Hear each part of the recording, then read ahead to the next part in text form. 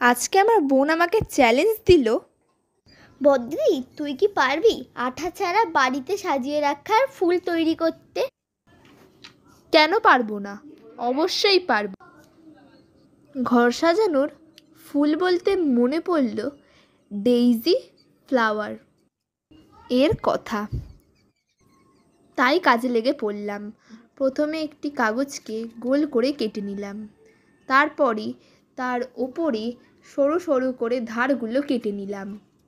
সরু সরু কাগজের ধারের মাথাগুলো গোল করে কেটে নিলাম। তারপর নিয়ে নিলাম একটি হলুদ কাগজকে সরু সরু করে কেটে নিলাম।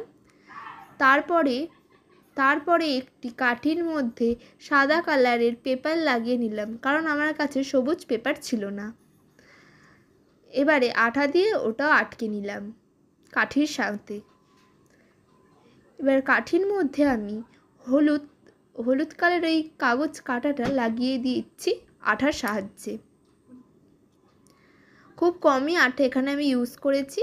তারপর ওই সাদা কালারের যেটা আমি কেটে রেখেছিলাম, সাদা কালারের পেপার যেটা আমি কেটে রেখেছিলাম সেটা ওর মধ্যে আটকে দিলাম। তারপর গ্রিন কালার করে দিলাম।